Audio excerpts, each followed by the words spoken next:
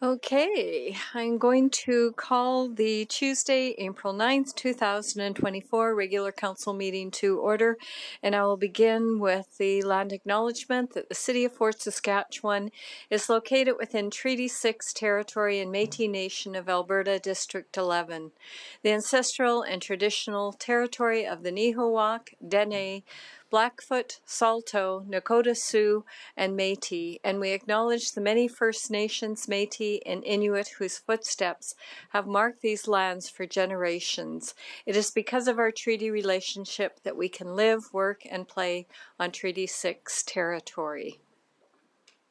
So we do have one addition to the agenda. So it would be item 5.5, and I'm going to just ask council if there's any objections to adding this to the agenda. I'll just do it by consent rather than taking a motion. So not seeing any objections, we will do that just by consent. Okay, thank you. And the next item is approval of the March 26, 2024 regular council meeting minutes. Require a motion. Councillor Abatoye. Thank you. I'll make a motion that council approves the minutes of the March 26th, 2024 regular council meeting as presented and circulated. Thank you. Are there any errors or omissions? Not seeing or hearing any. I will close the motion. Please cast your vote. Sorry, we are just having some technical difficulties. It'll be 1 second. Okay.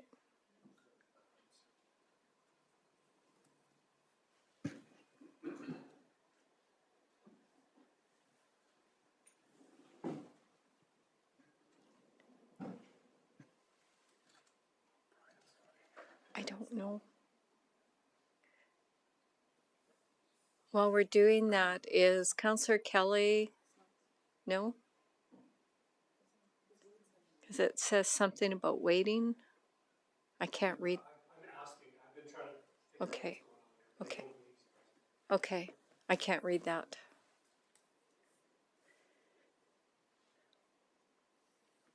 Okay, please cast your vote.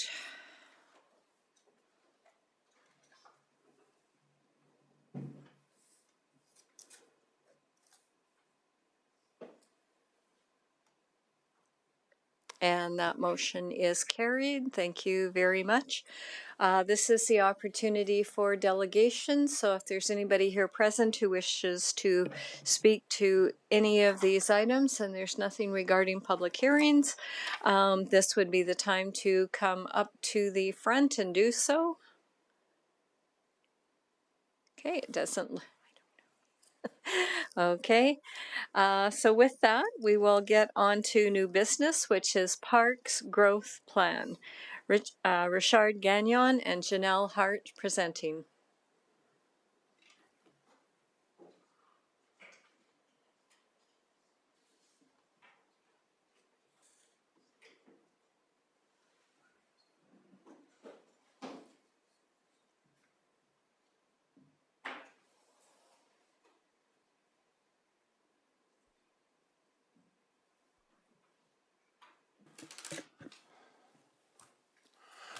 Good afternoon, Your Worship and members of Council. My name is Richard Gagnon. I'm the Public Works Director.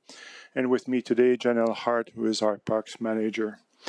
We are here today to provide Council with some information on the Parks Growth Plan. So we're not here at this meeting to ask for a decision or anything like this. This is basically information sharing with Council at this time.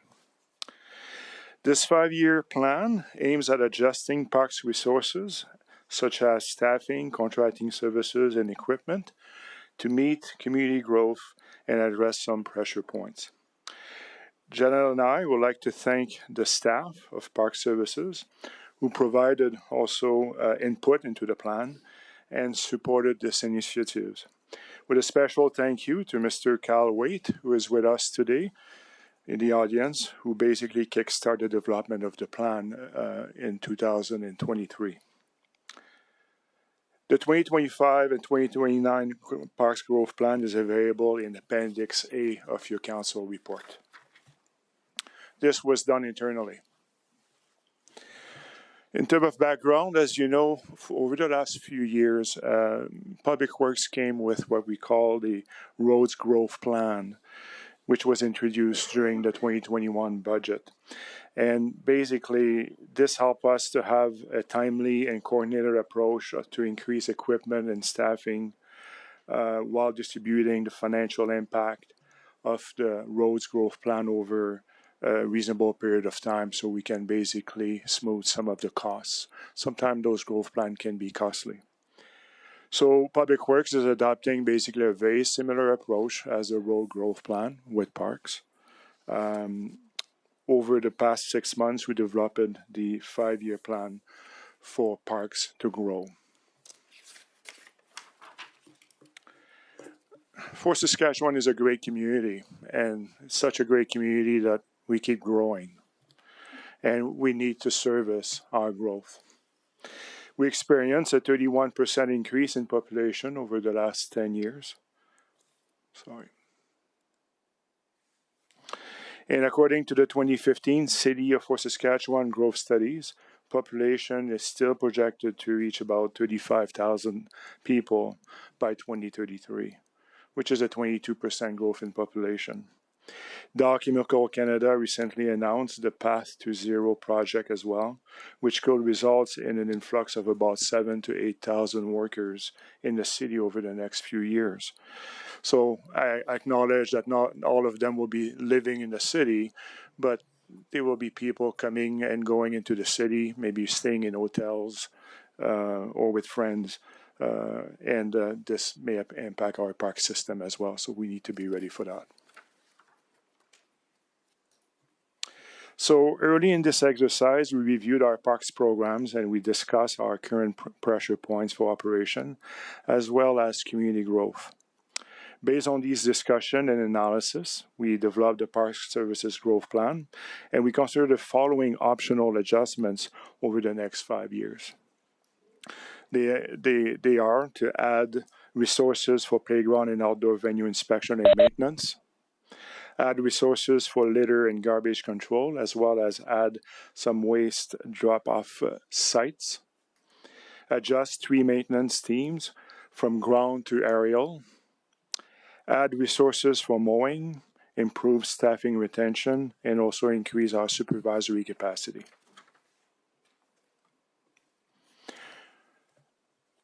We propose the following staff increase.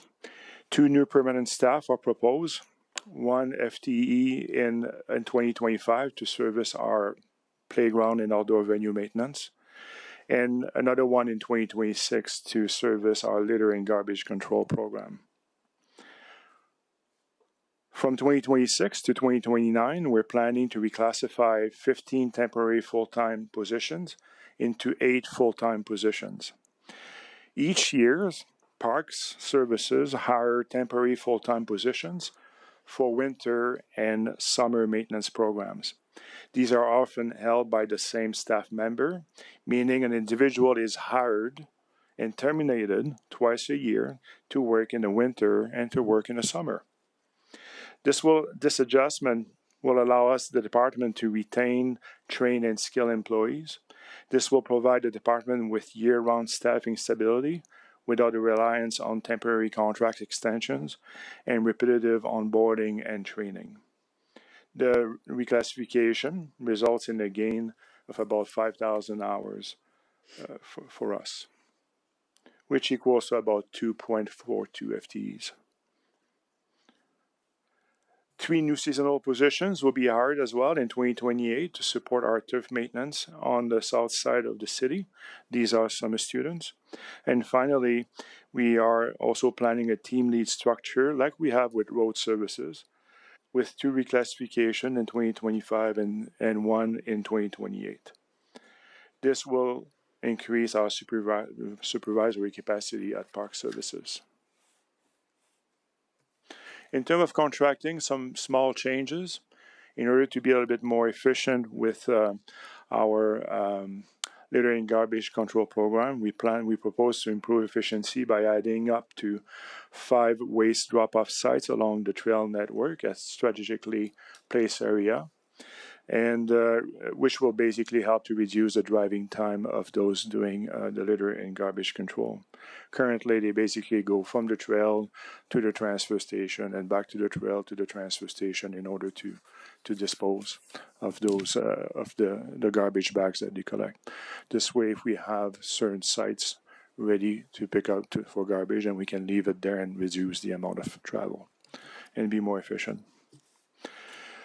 And also, we're planning to reduce our contracted services for tree maintenance in 2029 to offset reclassification costs as tree maintenance capacities increase at that time.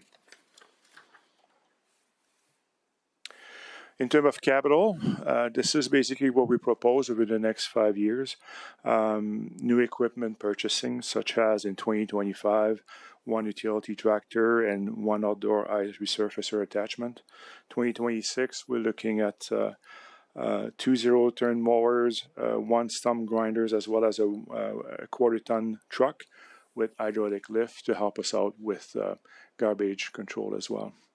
2027 is the most costly year with a arborist truck with bucket lift. All the details of the equipment, when we bring them in, what's the cost, and also the reason why is included into your report.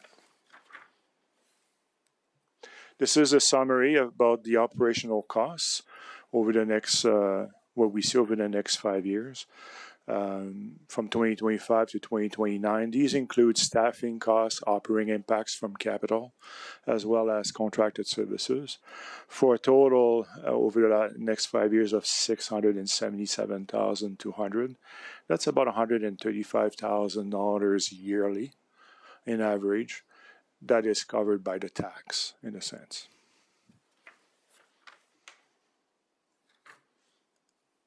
And the capital program costs, as you can see, from 25 to 2027, we don't plan to bring anything in 28, 29 at this time, for a total of $473,000, which is about the cost of a loader, if you look at it for road services. This completes my presentation, and we're here to discuss and answer your questions.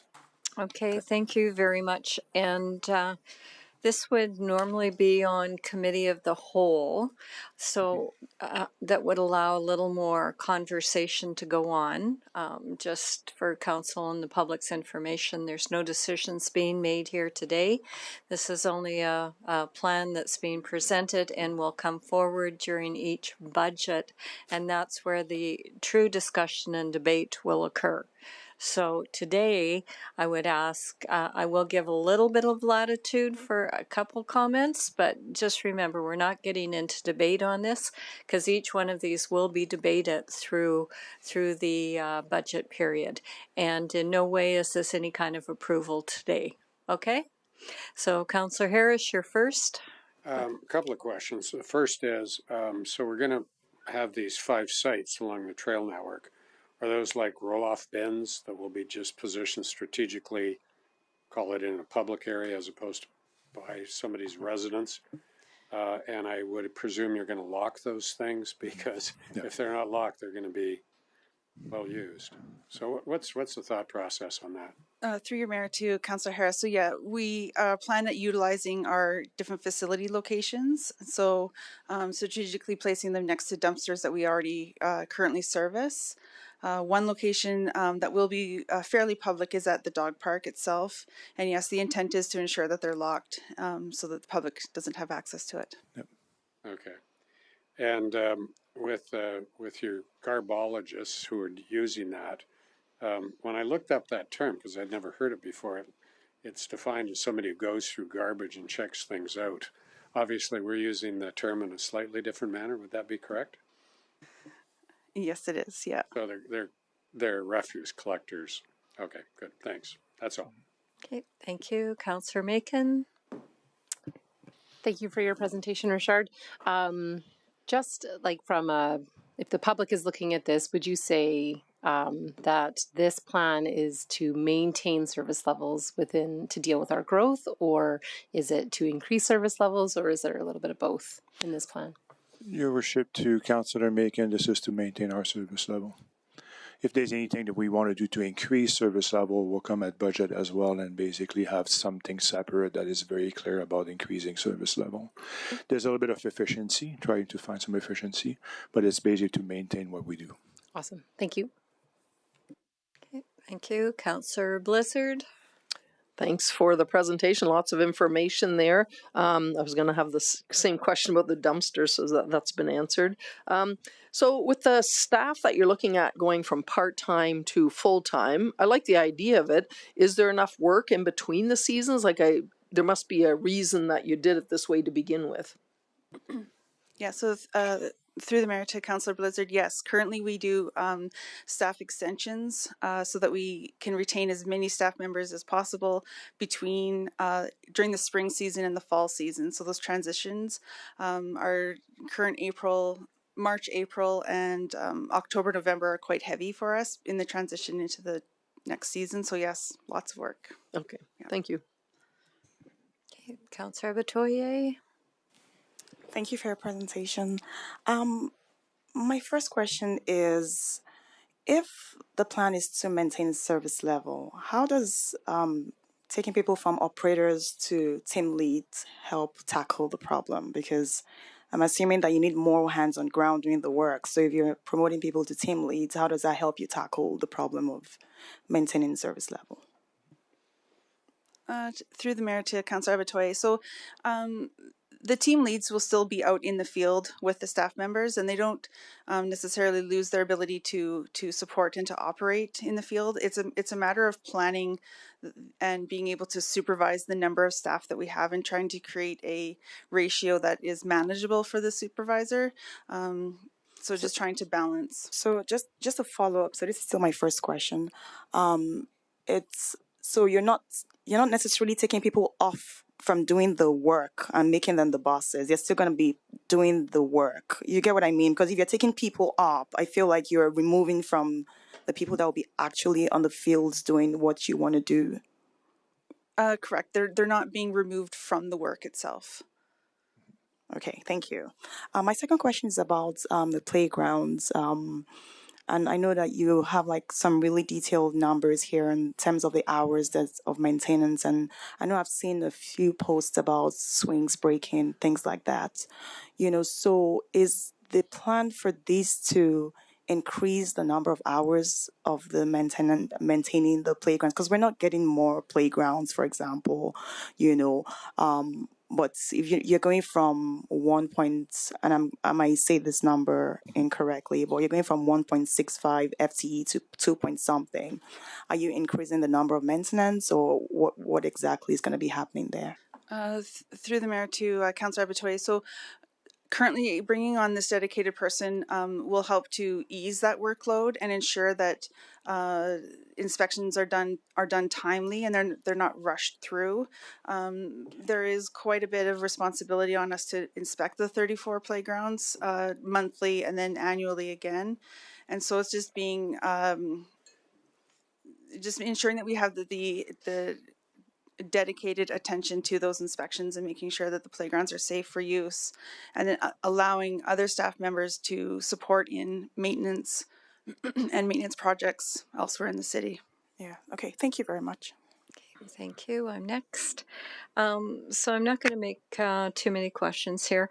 The only one that I'm going to indicate is so that as you're talking about this and you're answering some questions today, for me, when you bring this back to budget, what I would like to see is the actual service levels and how many people are doing what at this point in time and how much this is going to increase each one of these. There's going to have to be justifications because, as you've heard, we just got asked for our CMP. I know there's going to be other asks through the other departments. So you're going to have, for me, when this comes back, what I need to see is a really good business case, not just what you've shown here today, but how many hectares are you doing? How many hectares were added of green? That type of information. So I'm not prepared to debate this today, and but I'm just giving you a heads up that you can be prepared for that when we do our budget. At least Noted. those will be questions that I'll be having. Okay? Thank you. you. Councillor Nguyen? Yeah, thanks, and thanks for bringing this report to council. I think it's a great overview to see in one combined document. Under the projects for new area maintenance between 24 and 26, I see Fort Center Park is listed. Can you give us a brief update? Because my recollection, we were going through an oral history, I believe, in this area, and that delayed work subsequent to the approval of phase one. So if it's listed as 2 hectares in new maintainable space, where are we at? What are we going to see here in the upcoming, perhaps this season or next? Your worship, to Councillor Nguyen, it's my understanding that Fort Center Park will be redeveloped in the next few months. And then basically we provided a plan to council about a budget or two ago in order to show you the amenities we're going to get there. In addition to the stone ponds, there's some additional trails, some picnic areas and areas for learnings and things like that as well. And so the typical field that we had for the past, which is basically almost a farm field, will now becoming a bit more sophisticated parks area, right, in a sense. So there will be a little bit more to maintain and things like that. But I believe that 2025 is when we're going to be starting to do the maintenance there. Janelle? Thank you, Your Worship, and I can confirm what Mr. Gagnon said. The oral history is complete. We've done a historical resource impact assessment for that area, and we are in the process or near the process of tendering for construction. So we're hoping the work will be done this summer. Excellent, thank you. Okay. Go on to round 2. Councillor Harris? Picking up on Councillor Abatoye's earlier question, so effectively we're going to have, maybe we have it now and I didn't realize it, but we're going to be shifting our parks staff so we have 7-day-a-week coverage. So there's mowing going on 7 days a week, there's garbage collection going on. Is that a correct assumption? And if so, this would ultimately just make that more efficient by ensuring that we have the right resources in place to do that. Is that correct? Yeah, so through the mayor to Councillor Harris, that's correct. We haven't looked at the turf maintenance program extending over the weekend period because it's a high public use of the spaces. But other programs, the waste collection, inspections, service levels with different events and stuff like that, it will cover 7 days a week. Yeah. I asked that question because from my experience, obviously if you have equipment, you can utilize the equipment more efficiently if you're using it over a broader period of time. Yep. So rather than using it for 5 days, and I respect your comment, ultimately I think shifting is an appropriate way. And when you talked about team leads, I saw that as obviously a team lead is there to ensure the safety of the work team, so on and so on and so on. So that's good. The only other observation that I've got, and it's a comment about this, I don't see the growth in the plan as a result of population growth. I see it as a result of additional area being added, which requires intense maintenance activities and equipment maintenance, things like that. So tying it to population growth, I think that's a bit of a red herring. So just maybe I would suggest take a look at that in terms of how you stress those numbers, because I think ultimately when we look at it from a service delivery standpoint, from a budgetary standpoint, our biggest issue is if we're bringing on so many hectares per year, then that ultimately has more of an impact in my mind than people walking on the trails. That might generate more garbage, but ultimately it's how many people do we need riding around on equipment, picking up garbage and mowing grass and cutting trees. So that's the biggest thing in my mind in terms of the growth, the argument to support growth. So just a comment. Okay. Looks like all the questions, so thank you very much. And as indicated earlier, this is just a peek at a future that we'll see at the different budget meetings coming forward, and in no way is it any kind of approval today. Okay, thank you. But keep up the good work. You're going into your busy season. All right, the next one we have is Downtown Action Plan, final report, Aaron Brush Duncan.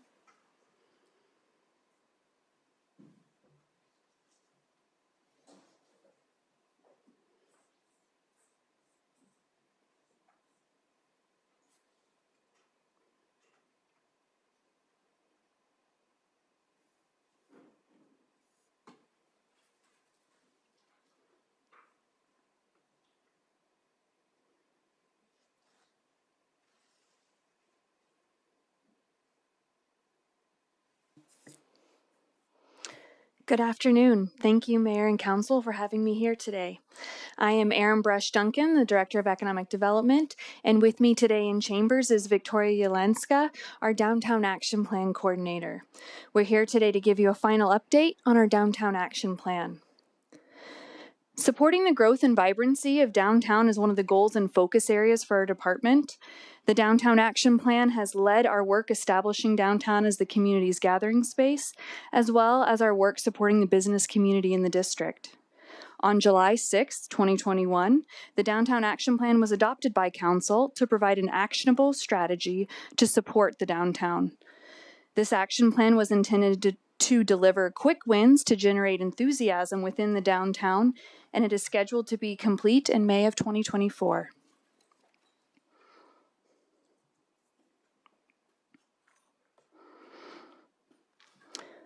The primary goals of the Downtown Action Plan include increasing the number of the visitors to downtown, the frequency in which visitors come, the length of time visitors stay downtown, as well as increasing private investment. To achieve these goals and to action this approach, the Downtown Action Plan focused on undertaking the following initiatives: to activate vacant and underutilized spaces, enhance programming and events to attract visitors, increase marketing and promotion of the downtown, establish the downtown as a desirable place to invest and develop, and dedicate downtown resources like the coordinator role. 23 recommendations were included within these initiatives, and 20 of the 23 recommendations are complete or ongoing, with the remaining 3 integrated into our next steps. In the 2 years since the implementation of the Downtown Action Plan began, more than 10 significant projects have been completed, including lights along 100th Avenue, 5 murals, public parklets, a downtown website, new signage, and more. The Downtown Action Plan and downtown projects also received almost $300,000 in grant funding, which is more than 75% of the funding for Downtown Action Plan and downtown projects. Initiative 1 was aimed to enhance the vibrancy and create spaces where the community would want to gather, to provide visitors with a memorable experience and to brighten up the facades of buildings downtown.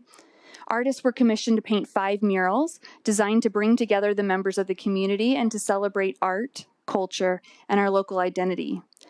To create a lively streetscape in the downtown core in all seasons, string lights were installed along 100th Avenue. To encourage downtown guests to linger and enjoy the area, public parklets and a pergola were created, featuring seating areas and dining tables equipped with QR codes leading to menus of downtown restaurants, places to visit, and local business listings. Here you can see a map of some of those initiatives for some of the projects for the first initiative. You can see kind of where we have our banners throughout downtown, the lights, the pergola, the parklets, and the murals. I'll go through just a couple of images of some of the things that were accomplished with the Downtown Action Plan, including these 3 blocks of year-round tree lighting that were installed on 100th Avenue. Color-changing lights were also installed at the entrance of 100th Avenue and in front of City Hall to showcase support for holidays and celebrations. Here you can see the In Bloom mural by Dave and Alan Thomas of Flying Color Murals. The We All Belong mural by Ashley Rosenau of Illustrious Interiors. The Grow in Fort Saskatchewan mural, also by Ashley Rosenau of Illustrious Interiors. The Welcome to Fort Saskatchewan mural by artist Dave Thomas. And the Aurora in the Birch mural by Kelly Mellings of Pulp Studios. 2 public parklets with outdoor dining were installed in the downtown core. This first parklet was installed on 100th Avenue near 5 restaurants, and the second parklet enhanced an existing city-owned parking lot and green space on 100th and 2nd Street, which was near 2 restaurants. Both parklets have those dining tables, signage, planters, and the QR codes again leading to the downtown website. Here's an image of the completed parklet with the pergola and the signage on 102nd Street. The second initiative was focused on enhancing downtown programming and events, providing visitors with compelling reasons to visit and return. In 2022, we collaborated with the Downtown Business Council to bring improv comedy, live music, and a beer garden to the downtown. In 2023, there were many events that were held both by the city and by different community groups, and some of those events brought thousands of visitors into the downtown, including Canada Day, which brought in approximately 15,000 visitors to the downtown. Administration worked to improve communications with our downtown businesses so they could take advantage of these increased visitors during these events. In summer of 2024, administration is working with the Fort Saskatchewan and District Chamber of Commerce to bring an arts festival into our downtown core. A downtown cleanup event in May 2023 involved about 50 volunteers from downtown businesses, community members, city leaders, and Dow. A 2024 cleanup event is scheduled for April 26th. Council and city staff, downtown businesses, and community members are encouraged to sign up to attend. You can find that sign-up form at fortsask.ca/downtown. The third initiative was to enhance downtown marketing and promotion and to raise awareness about the downtown area, its businesses, events, and development opportunities. To achieve this objective, a downtown brand and marketing campaign was launched in 2022 and encompassed a new logo, color scheme, and messaging. The downtown website launched in May of 2023, fortsask.ca/downtown. This website included news on downtown events, business listings, a map, and a history of downtown. QR codes were distributed throughout the entirety of downtown, directing people to the website as a resource. Between May 1st of 2023 and December 31st of 2023, the main page of the website received over 5,500 views from more than 4,000 active users. Based on feedback from the downtown business owners, we're currently expanding the business listings on the downtown website to add additional services outside of just restaurants and shops. Also in 2022, a Discover Downtown During the Holidays campaign launched, encouraging residents to do their holiday shopping downtown. This campaign included radio, print, and social media advertisements and encouraged local business owners to stay open late on Thursday nights. Several downtown businesses shared that they did see new patrons and increased activities throughout that campaign. In 2023, the Rediscover Your Downtown campaign launched and included social media advertisements and a social media contest. Additional branded wayfinding signage, street banner signs, and parklet signage were also added in the summer of 2023. If you look closely at each of the downtown street pole banners, you can actually find little hidden sheep, a bit like the fort's own Where's Waldo. Initiative 4 was to establish downtown a desirable place to invest and develop. So this fourth initiative of the Downtown Action Plan included 2 new incentives that were brought to council in 2022 that were created to encourage multi-unit and mixed-use residential development in the city's downtown core, which those included the Brownfield tax exemption and the Downtown Development Grant. Both downtown development incentives aim to promote multi-unit and mixed-use residential development within the downtown. The intent of these initiatives is to enhance housing diversity by offering various housing densities and types, fostering equitable and diverse communities. By providing more affordable housing options in such a desirable location, close to amenities and public transportation, we aim to address a diverse range of housing needs and promote inclusivity within our community. This increased residential housing in the downtown will also support the businesses that are located there. Implementation of this downtown development grant and the Brownfield tax incentive helps the city to work towards achieving one of those primary goals of the Downtown Action Plan, which was increasing private sector investment.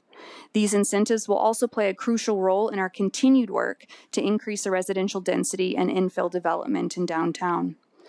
We are excited to let Council know that we have received 2 brownfield tax exemption applications that would add almost 100 residential units to the core of downtown. Additionally, we're in pre-application discussions with a developer to submit a downtown development grant for a large multi-phased residential mixed-use project along the 99th Avenue corridor. Interest in the Downtown Development Grant Program continues to grow, and in 2024 alone, administration has met with 4 additional potential developers about other sites in our downtown that could be eligible for this incentive program. The work to date has generated enthusiasm for the downtown with positive feedback received from downtown business owners and visitors. The murals were often the focus of many of the comments shared with us directly and on social media, and several businesses have already reached out asking if there's going to be any more additional mural programs. As a reminder, businesses could apply for our storefront improvement grant, which could cover some of the costs of a mural on their building.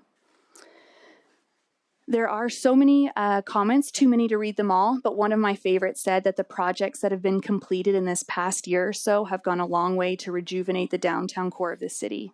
It's evident that a good deal of thought and effort has gone into making it a pleasant place to enjoy, and we are proud of our downtown. With the completion of the Downtown Action Plan, administration will use this momentum from these quick win projects to promote private development opportunities. The work in downtown will shift from creating these vibrant spaces to attracting that private investment, reducing commercial vacancy, and increasing the residential density in the downtown. Some of the ongoing work we're continuing on or integrating into our next steps include supporting the review and possible updates to several city grant programs to encourage more downtown projects, reinstalling those 2 parklets in downtown for summer of 2024, working with the Chamber to create an arts market in downtown in the summer of 2024, adding additional business listings to our downtown website, providing an update to Council regarding the downtown development incentives in the June of 2024, and beginning work on some of those action items we described for the downtown development strategy, including the downtown retail market gap analysis, engaging with our property owners, developers, and realtors, and promoting the advantages of downtown Fort Saskatchewan. Thank you so much for having us here today, and we're happy to answer any questions. Okay, thank you very much. So that was an update and a little bit of a view of the future. So this once again is open for any clarifying questions if anybody has any.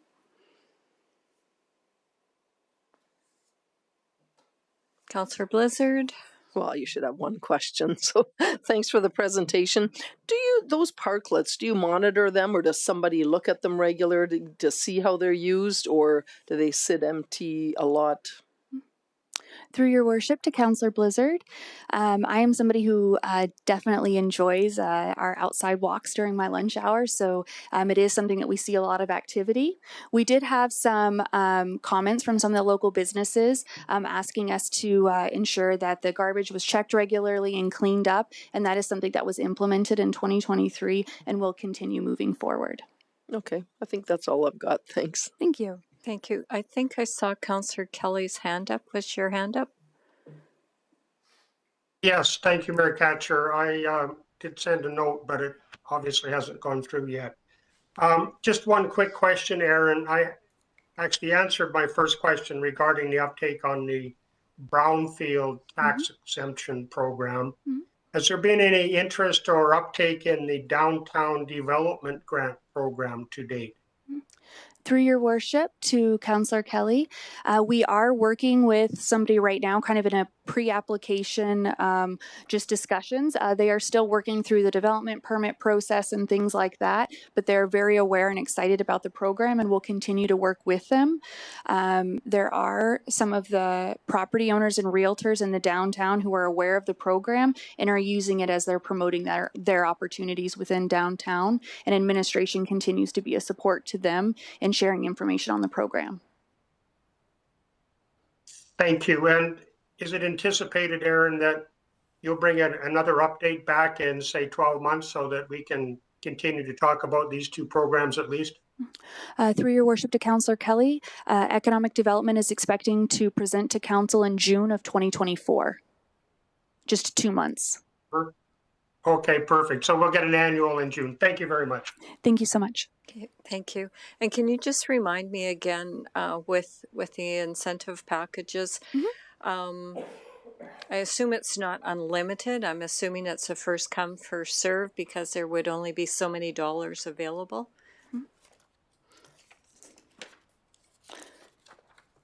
Yes, your worship. Just one moment. I'm going to make sure I'm using all of my correct terminology. Alrighty. So with the brownfield tax exemptions, because those are a tax exemption, not a grant, I believe there's no, I guess, cap on that project. But for the downtown development grant policy, there is a $500,000 fund from the Economic Development Reserve that was established as the funding source for the grant program. Successful applicants will draw from that fund, and then the tax uplift from the project would be used to replenish that fund. The fund ensures that the financial allocation to the grant program is limited, and that once the balance is allocated, the grant program is suspended until that fund is replenished. So you are correct, yes. Okay, I just wanted to double check on that because, I mean, all of a sudden you get an influx of people and it's like, well, you know, there's only so much money. So anyway, really great, exciting news for the Fort Station, for the old hospital lands. We look forward to see that density increasing and the development happening.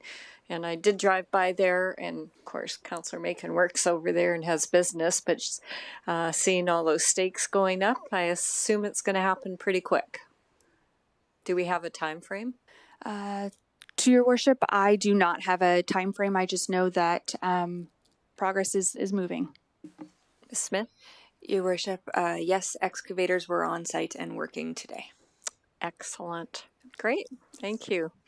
Okay, thank you very much for that update. We will move on to Policing Committee Annual Report. Heather Boonstra and Corinne Rayner.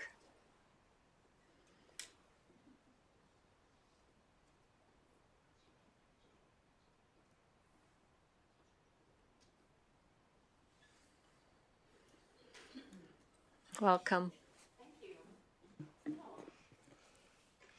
Good afternoon, Your Worship and members of Council. My name is Corinne Rayner, and I'm the Director of Protective Services for the City. With me is Heather Boonstra, our Chair of the Policing Committee. Heather has served on the Policing Committee since September of 2021 and has been the Chair since January of this year. We have been so lucky to have Heather as part of the committee for her dedication and service to community. We are sad that Heather will be leaving the committee in June as she has been moving on from Fort Saskatchewan. So I just want to take this time to thank you, Heather, for your service and time on our committee. We are here to give Council the annual Policing Committee report and also to provide support to the RCMP annual policing priorities that will be brought forward to Council on May the 14th.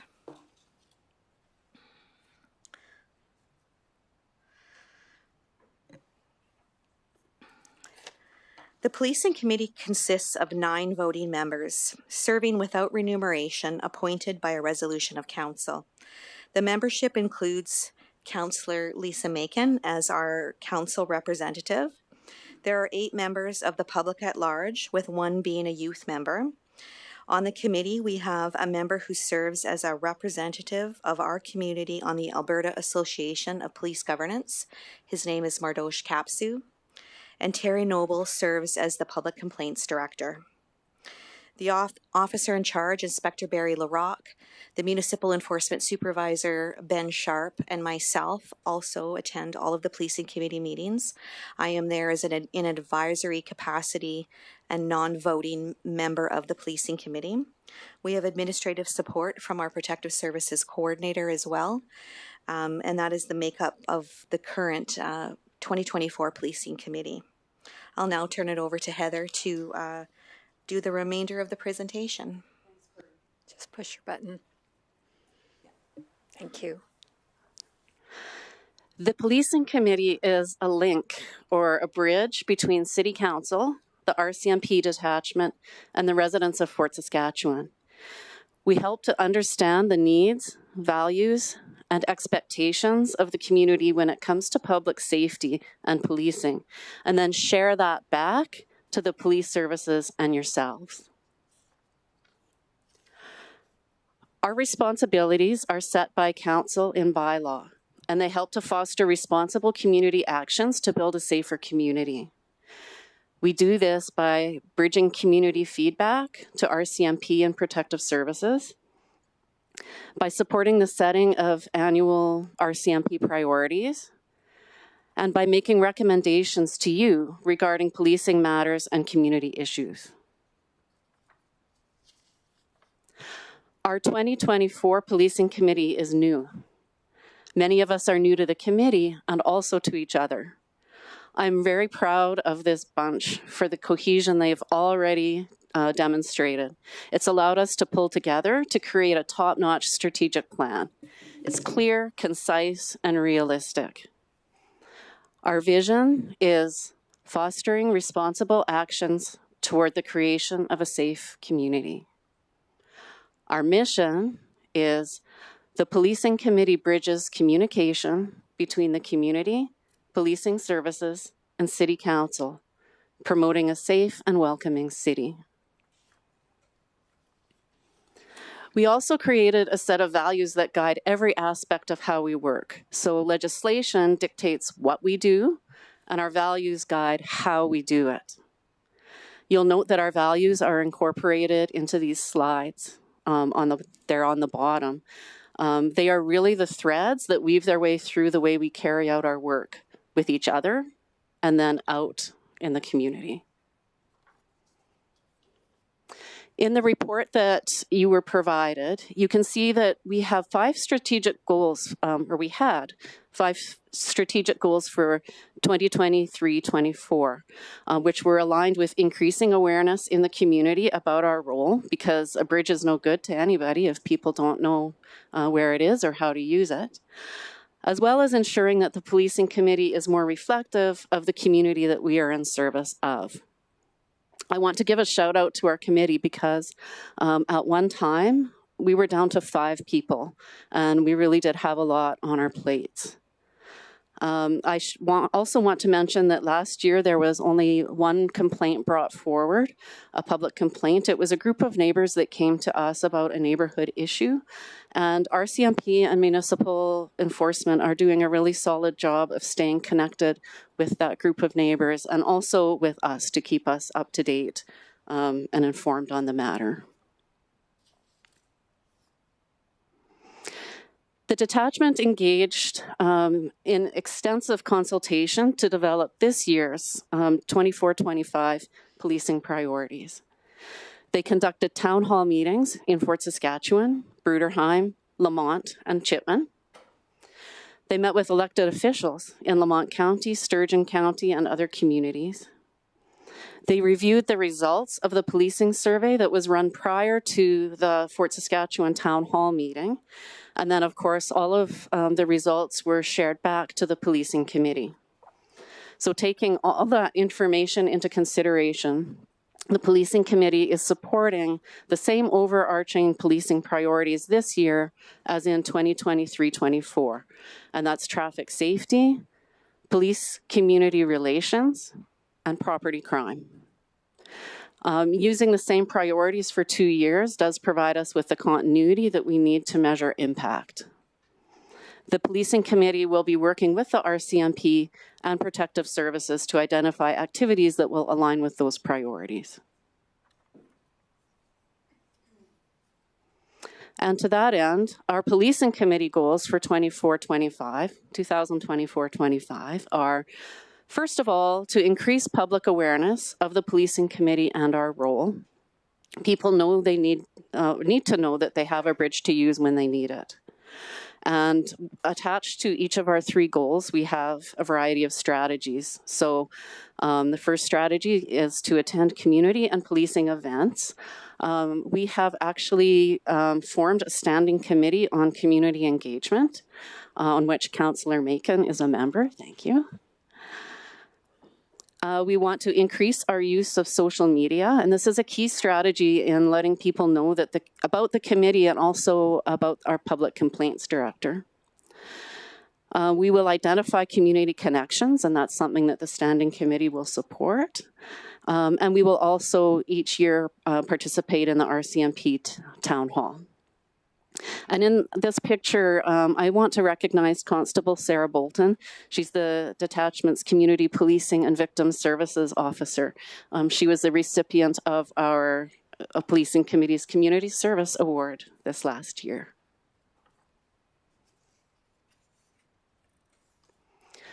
Our second goal is to promote and participate in the safety programs and services in our community. So we'll achieve that by attending the Alberta Association of Police Governance Conference. This year, thanks to Council's financial support, we will be very well represented. There's 4 members of our committee attending in Lethbridge in May, so that's just awesome. We will continue to educate ourselves about the safety programs and services in our city. And when possible, we will participate in identified programs and services. And the Standing Committee on Community Engagement, again, will help bring forward ways that we can do that. It's an important committee. Goal 3, we will foster a positive relationship between the community and policing services. Our first strategy, we have already implemented, and I'm really excited about this. We're actually holding our meetings outside of the Protective Service building and going to locations where people already are. So we've held our last couple of meetings at the Dow Centennial Centre. One was in the Lions Main and one was in the Scotiabank room. And we'll continue to go out to where people are already so they don't have to maybe face a barrier by going somewhere else, especially somewhere where they are not used to going. I think that in the future too, we'll be approaching other organizations to see if they even want to host a meeting. We will work to identify and communicate barriers and tensions that some citizens face with regard to policing services. And I guess that's the 2 strategies there, but I also want to say, please feel free to ask for a copy of our strategic plan. It's really great, and there's even a evaluation framework included in it so that we can make sure that we are keeping it a living guiding document and that we are staying accountable to the public. We are so grateful for the steadfast support of our City Council, and I want to send a special thanks to Councillor Macon, Lisa, for your wisdom and your foresight and your sense of humor. We really appreciate you. And we'd be really happy to answer any questions. Okay, thank you once again. So once again, this is an information update, so open it up for any questions that anybody may have. I'll maybe start this one off. So I know you have a member of the Youth Council or youth that's on the committee. Do you ever go into the schools to talk to the students about policing issues or concerns? Your Worship, yes, we had a really exciting partnership with the Youth Council that started last year. It's continuing this year. Our Community Engagement Committee is reaching out to them to see how we can do more work together. They came to us last year with a presentation on a dotmocracy that they had initiated within the junior high and high schools. And something that they saw a trend in was safety. And they, to help articulate what safety meant to people, the policing committee supported then going into every school, including BGC, the Bridge, I'm missing some, but other youth organizations to actually help figure out where do and how do youth feel safe or unsafe in the community. So yes, that was a very valuable exercise. Okay, thank you. This one's, I'm not sure which one to direct it to. So you said you went out to Lamont and Chipman as well. Is that because we have officers that respond out there? Through to your worship, what Heather was referring to is the detachment commander also does in setting policing priorities, because his jurisdiction, it has that rural area in those areas. It was the detachment commander attending town halls in those areas, not our policing committee. Oh, okay. I missed that. So do you just mind me asking a question? Do we actually have data on how many calls our officers to respond to out there? Through to your worship, yes, we do. Okay. And often Inspector LaRocque will give those provincial stats to council as well. We'll give you file counts of how many municipal calls for service and then how many are provincial calls for service. So that is when officers attend out in Bruderheim, Chipman, Lamont, and parts of Sturgeon County.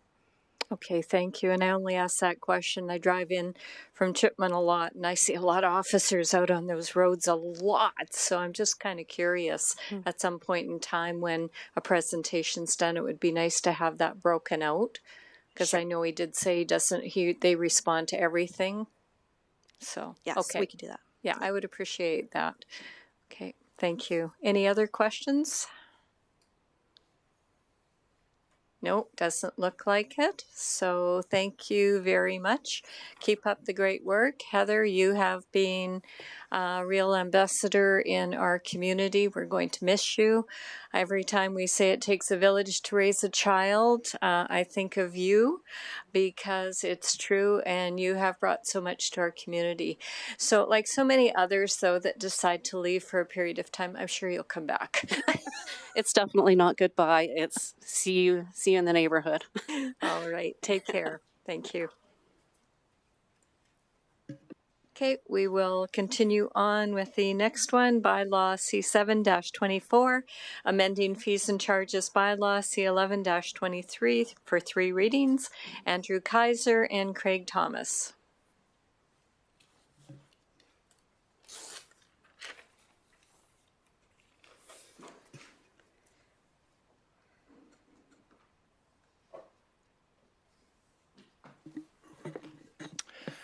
Good afternoon, Your Worship and members of council. My name is Andrew Kaiser, and I'm the city's director of the Legislative Services Department. And joining me today is Craig Thomas, the director of the city's Planning and Development Department. We are before you today to present Bylaw C7-24 to amend the 2024 User Fees and Charges Bylaw C11-23. Bylaw C7-24 proposes amendments to 2 fee structures, being the Legislative Services Department fees for the Subdivision and Development Appeal Board, as well as the Planning and Development fees for medium and heavy industrial development permit fees. So first, I will discuss the changes proposed to the city's Subdivision and Development Appeal Board fees, or SDAB. Our fees and charges bylaw establishes SDAB appeal fees based on what type of fundamental appeal is being filed, a development or stop order appeal versus a subdivision appeal. Then, the bylaw further distinguishes fees based on what type of land use district the development or subdivision is located within, being residential versus commercial or industrial. And then finally, a determination is made as to who is filing the appeal. The applicant or an affected party. The proposed amendments before council today are to add the other districts within the land use bylaw, being institutional and direct control. There are no changes proposed to the overall fee amounts. So as you can see there, it's just the addition of institutional to the existing commercial and industrial category, and then a new line being direct control district with those fees mirroring the commercial and industrial and institutional. And now I will pass things over to Mr. Thomas. Thank you. Your Worship, members of council, I'll be speaking to the proposed update specifically aimed at high value industrial projects. So our existing fee structure for development permits has one fee calculation for new buildings, additions, renovations, or equipment in the medium and heavy industrial districts. The fee is calculated on the basis of gross floor area or project value, whichever would be greater. Project value is calculated using a rate of 29 cents per $1,000 of project value. And this works fairly well for most projects. However, it does not cater well to high value projects. Applying this calculation would result in fees that would be perceived as being unreasonably high. Thank you. The proposed amendment will maintain the 29 cent rate per $1,000 project value, but only for the first $100 million. For the project value over and above $100 million, a reduced rate of 9 cents per $1,000 project value would apply. And this would result in a more reasonable fee structure that would also be more in line with our similar comparators within the region. That's it. Thank you.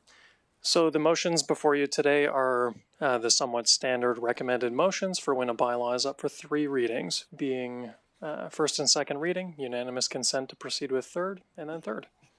And that is all. We are happy to address any questions you may have. Okay, thank you. We will. I will open it up to questions first. Go ahead, Councillor Harris. Just to give council a sense, talking about a high value permit for an industrial development, what are we talking about in terms of a quantum, an amount? Because we're obviously seeing some coming in on new industrial development, and without betraying any confidences, what are we talking? What would be a large permit value? Sure, through your worship to Councillor Harris. So you could probably look at this as that we don't have a fee structure right now for high value structure or for high value industrial projects. So typically what we would get now within our light and medium industrial areas would be, you know, say a 10 to 100,000 square foot building. And in that case, the 29 cent per $1,000 project value would be very appropriate. If we would get something, say, to the scale of, you know, an industrial upgrader, oil and gas processing, that sort of thing, those projects go from, you know, like as I described, which are probably in the $10 million range. Now we're talking in the $1 billion range or $2 billion range kind of thing. So I think we've got kind of a calculation just as an example of a $2 billion project. So the way our fee structure is based right now, 29 cents per $1,000 construction value, take $2 billion, divide that by 1,000 and times that by 29 cents, you're looking at about 580,000. So what's being proposed is the first 100 million would result in a $29,000 fee, plus everything thereafter would be 171,000. So it would be a difference of about $380,000. So with that amount in mind, what does the industry get for their money? Well, we, through your worship to Councillor Harris, so we do process the permit because these permits are fairly complex. It takes quite a bit of time and resources. Just there's a lot of pre-application work, a lot of meetings with other departments, internal and external stakeholders. So there is quite a bit of time and resources that are needed to process these permits. There's also some degree of externalities with these types of projects as well, and that kind of factors into the cost principle that we would apply. So we're validating through that review process that the project meets all the guidelines that exist in any of the parameters that we set out, correct? That's correct, yes. Okay, thanks. Okay, thank you. Councillor Kelly, you're next. Yes, thank you. Essentially, I was going to speak or ask along the lines that Councillor Harris just did, but to add a bit more color to that, Craig, the development fee would not apply, would it, to equipment or machinery that is put on site? It would just be for the development of the buildings, would it not? And I guess perhaps the pipelines that go underground. I'm not sure. Help me understand it a bit more. Yes, through your worship to Councillor Kelly. So as I mentioned before, there's two methods of calculating the fee. The first would be on the square footage basis. So this would be if there would be an industrial building, say of 100,000 square feet, we would apply 16 cents to the calculation and base the fee on that. If it is equipment, we look at the project value. So typically with heavy industrial projects, there may not be buildings with usable floor space per se. So we would look at it based on the actual project value. So if it is something like an upgrader, it would be probably mostly equipment, and that would be factored into the project value. Thank you. I did not understand that. I would have assumed equipment was out of the equation. So in that case, I understand completely what you're suggesting. Thank you. Okay, thank you. No, Councillor Macon, you're next. Go ahead. Thank you. Mr. Thomas, when you say that this way of tiering the cost structure is similar to others, is it that the tier system is similar, or is there other ways that other municipalities have calculated it, or that's what you typically find, a two-tier? Through your worship, it does vary. I do have a comparison. So as an example, we compared to Strathcona County and the regional municipality of Wood Buffalo, because it looks like they've taken this into consideration. Some of the other comparators that we looked at, it looks like they might have to deal with it as well if there's a big project in their community. But for example, Wood Buffalo, it's slightly different, but it comes to about the same amount. So instead of dividing the project value by 1,000, they just say $10 per $100,000 construction value. It comes out to the same. Strathcona County does the same thing essentially, except they cap it at $100,000. So where we would be 200,000, they would cap it at 100,000. We did consider that, and we felt that probably our costs, and if we're applying the policy that we apply, probably our costs would be over and above $100,000. So we felt it was reasonable to not cap it. I was just curious. It must be a little bit difficult to find a comparator for this type of calculation for high value industrial. Did we look further afoot, or this is kind of we went? Through your worship to Councillor Macon, I just looked in Alberta. Okay. Yep. Thank you. Okay. Thank you. I'm next on the speaking order. Can you take it back to the other slide? Sorry. Thank you. So the question that I have, okay, so 100 million at 29 cents. Okay. I guess the only question that I have is with the number of projects that are coming in and knowing that we've only got 2 or 3 that over the 100 million, and you're going to have consecutive ones coming in, is that going to provide you enough revenues in order to pay for, I'm going to say, for concierge service for these projects, because they can't wait, like a month or 6 weeks to have permits approved? Your worship, I think we are learning as we go, but I think we've positioned ourselves very well to provide very good service. As the applications start coming in, usually when the application comes in, we've had a number of meetings before that. So we do, I think at this point, we have been able to provide very good service, and I think we've also built in, and we are building in some contingencies for us to continue to do that. So I think in maybe a year or so, we can be able to look back and kind of reassess and see where we're at. But I think we've built in some redundancy so we can provide that high level of service to these complex projects. Okay, and taking that into consideration, that won't slow down all the other permits that are coming in? Your Worship, I don't believe it will. Again, I think we're looking at, looking at not only internally with our staff, but also looking at potentially some standing agreements with some outside planning firms to help us out if need be. Okay, and that's why I'm asking the question, because if all of a sudden we're adversely impacted and saying, oh, we need another 1 or 2 people, and even though these numbers look nice, we want to make sure that we're more than covering our expenses. So, and okay. it's top of mind for us too. Okay, and you're comfortable it is? Yes. Okay, thank you. Any additional questions? If not, I'll take a motion.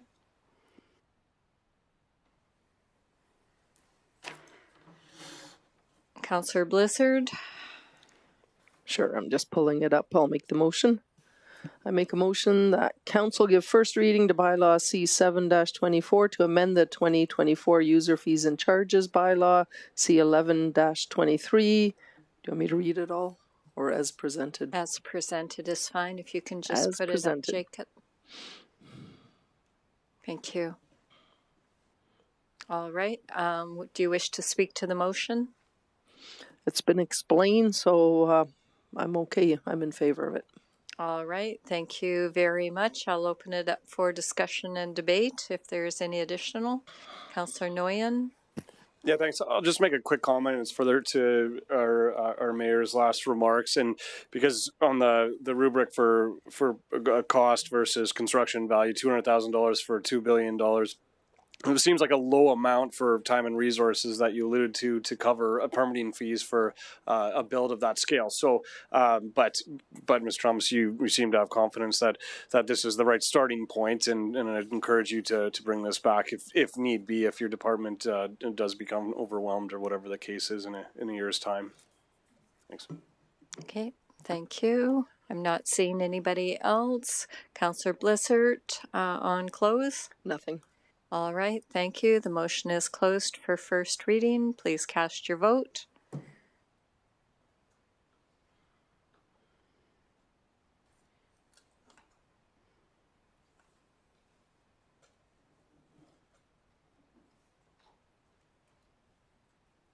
Mayor Catcher, the vote is not showing up on my screen. Count me in favor. Thank you. Thank you.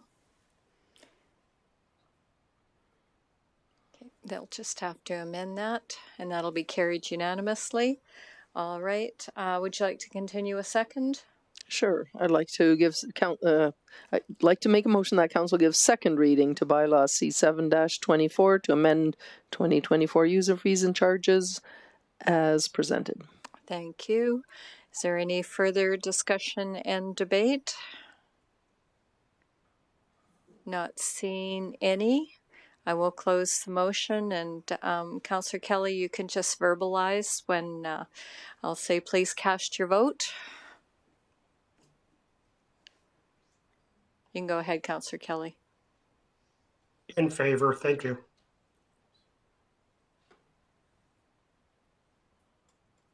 And that is carried unanimously. Thank you. You can present it for unanimous consent. I'd like to make a motion that council provide unanimous consent to proceed with third and final reading for bylaw C7-24 as presented. Thank you. I will close the motion. Please cast your vote.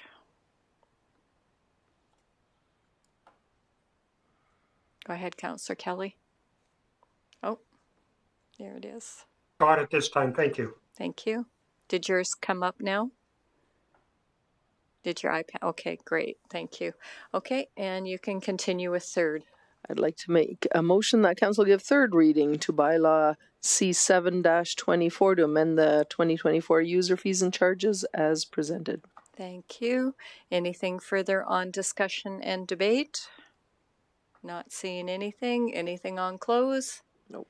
All right, the motion is now closed. Please cast your vote.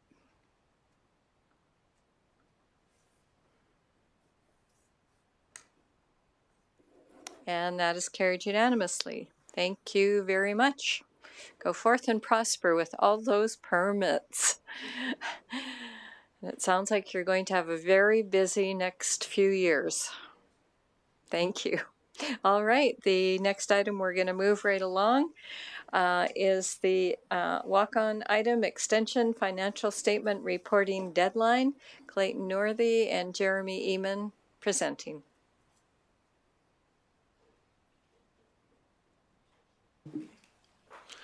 And good evening, Your Worship and members of council. I'm Clayton Northey, the manager of accounting and reporting for the City of Fort Saskatchewan. I'm here today with Jeremy Eamon, the city's CFO, to request that council authorize the city administration to submit a request to municipal affairs for an extension to the May 1, 2024 deadline for the submission of the city's 2023 financial statements and the municipal financial information return. The city is required to submit its annual financial statements and municipal financial information return every year on or before May 1st, in accordance with sections 276 and 277 of the Municipal Government Act. During the course of the audit, the current audit for 2023 will require more time to complete than anticipated. And given this, administration is in the process of applying to the province for an extension to the May 1st deadline. This application requires a council resolution authorizing such a request. During the 2023 financial audit, the city's auditors noted that the city does not accrue a liability for sick leave.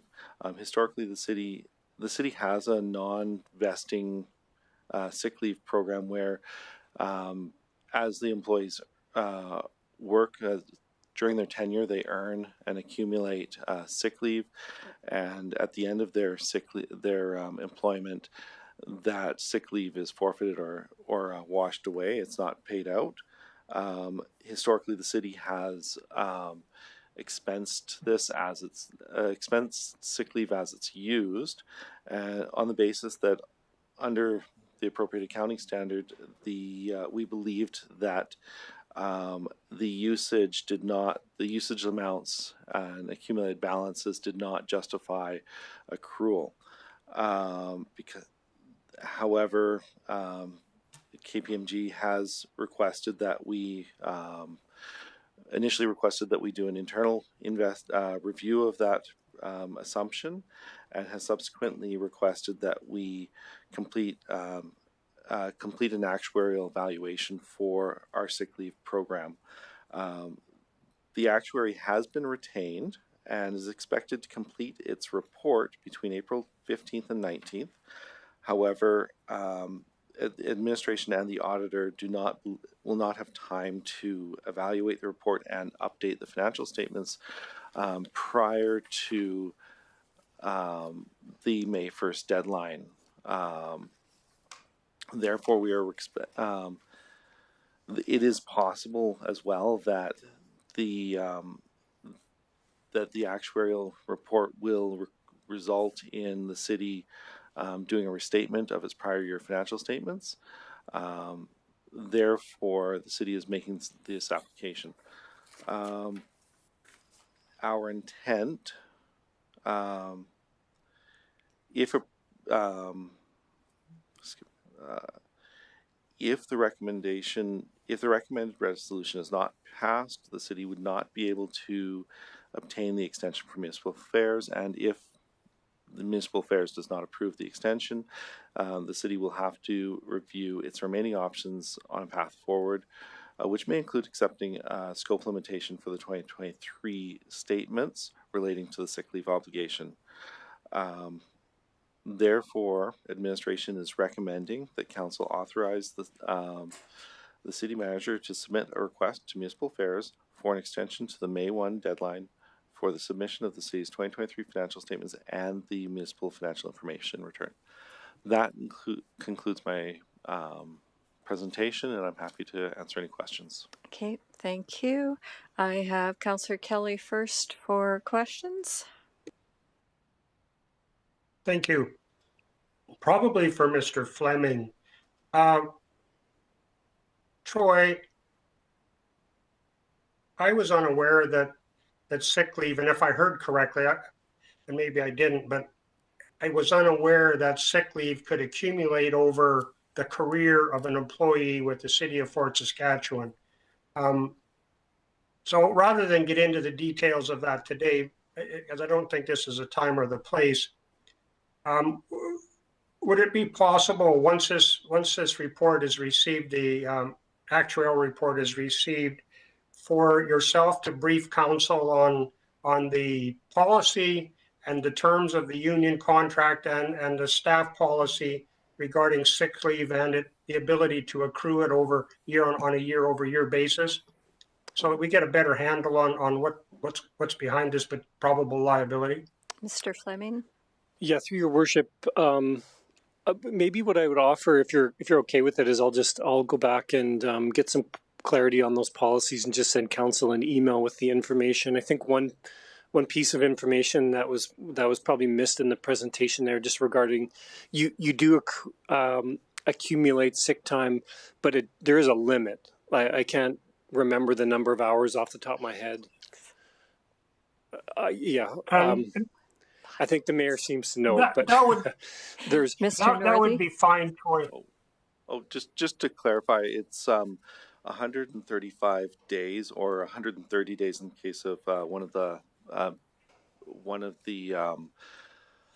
collective bargaining agreements, and that approximates 6 months of leave. Okay, I'd still like council to have a chat about it. Please send out the email and maybe wait until the actuarial report is done so that we can get a complete picture of this situation. And once the email is received, we can all consider it and decide if it needs further discussion. Thanks, Troy.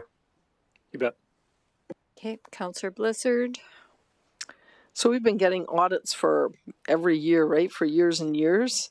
And I assume we've been doing it the same all the time. So why is it red flagged all of a sudden now? Through your worship to Councillor Blizzard, that's correct. We've been with either KPMG or its PwC for many years. The standard itself has actually been in place since 2004. And there's been no changes to our sick leave programs. We believe that what focused this audit may have been influenced by what's going on in the market, the increased use of sick leave and lost time across many industries since COVID, increased mental health claims with WCB and so on and so forth. And that just we believe that the auditors have taken a closer look at sick leave programs more generally. Oh, okay. Thank you. Okay, thank you. Councillor Harris. So what we're looking at is we'll have to accrue potentially the stuff that relates to the short-term disability, and then when a person passes that point, they then go into the benefit program for LTD, correct? And then the insurance carrier that we work with then covers the employee if they go beyond that. Is that correct? Through your worship to Councillor Harris, that is the intent of the program, that this supplement or replaces a short-term disability program. Okay, good. Thank you. Okay. I'll save my comments because I never got paid out anything when I left. So, and I was at my full amount. Probably you didn't either. Councillor Abatoye. Thank you for your presentation. Just a quick, just one curious, is there an implication for requesting an extension from the Municipal Affairs? Through your worship, we believe that it's the best decision at this point in time because it keeps us in compliance with the Act. Our alternative would be most likely to accept a scope limitation to the auditors. I agree with your approach, but my question though is, like, do we lose anything as a result of the extension? Is there an implication to the city as a result of the extension? Not to my knowledge, anything specific. Okay, thank you. Okay, thank you. Round two, Councillor Kelly. Thank you. Councillor Harris's question was good. The answer, although I don't think I understand it clearly. I heard Clayton say that an employee could accumulate up to, I think, 130 days of sick time, which presumably could be used at the end of a career for roughly half a year of paid time off. Is that a correct statement? No. Through your and would the city actually pay? Sorry, Clayton. And would the city actually pay for that as opposed to long-term disability? Through your worship, Councillor Kelly, the city does require sick notes and our doctor's notes in extended leave situations, and that helps to mitigate the risk that somebody would go on sick leave arbitrarily at the end of their career in order to use up their sick leave effectively. There are certainly circumstances where someone may go on sick leave or ultimately go on to long-term sick leave or long-term disability and then leave the city, but that is not been what we've seen in the history analysis that we've done. So if we have a short-term disability plan and a long-term disability plan, why do we need the ability to accrue these days over year? Sorry, just to clarify my statement, the city does not have a short-term disability program. In place of that, the city has had a sick leave program that allows for this accumulation. But if we have, then sorry, Clayton, I'm going to beat this up a little more, if I may. If we in fact have a long-term disability plan that kicks in after presumably a couple weeks or some shorter period, why do we need the ability to accumulate these days off, this sick time? Again, through your worship to Councillor Kelly, the long-term disability program kicks in at 6 months. This is intended, I believe, as a bridging program to get to that point. Thank you, Clayton. That certainly helps. I look forward to reading a bit more when you guys have the time to put it together. Thanks again. Okay, there doesn't appear to be any more questions, so we'll take a motion. Councillor Harris? Yeah, I think that what administration's brought forward makes eminent sense, and I'm aware that other municipalities have applied for extension of the filing of financial statements from time to time. It's not uncommon, and I would expect that municipal affairs would not have a problem granting such a request. So I'd be prepared to move that council authorize city manager to submit a request to municipal affairs for an extension of the May 1st, 2024 deadline for the submission of the city's 2023 financial statements, and that the municipal financial information return. Okay, thank you. Is there any discussion and debate? Not seeing any. Anything on close? No. You're good. I'll close the motion. Please cast your vote.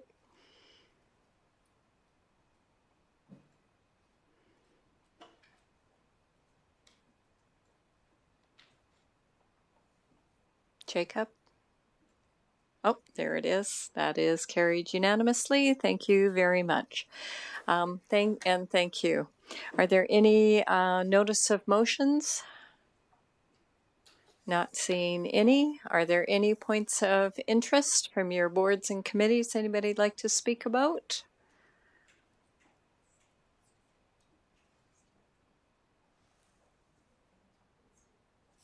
Oh, Yeah, I can just make a comment that most of us attended former Councillor Hennick's funeral memorial service today. A very sad day for Fort Saskatchewan.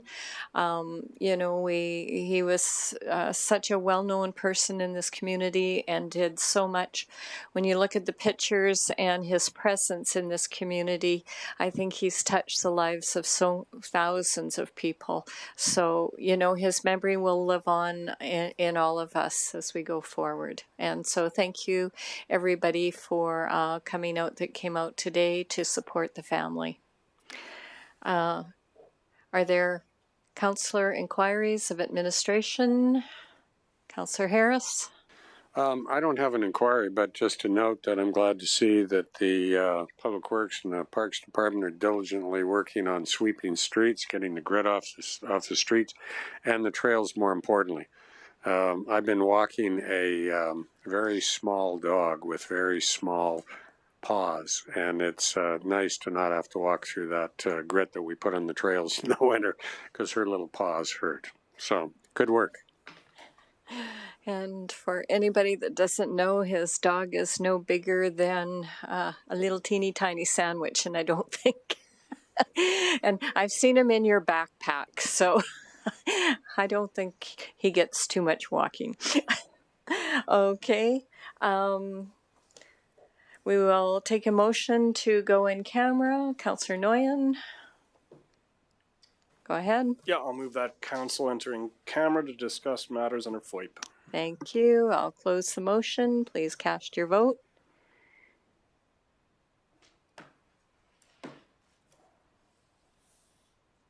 That is carried unanimously, and we will retire to in camera.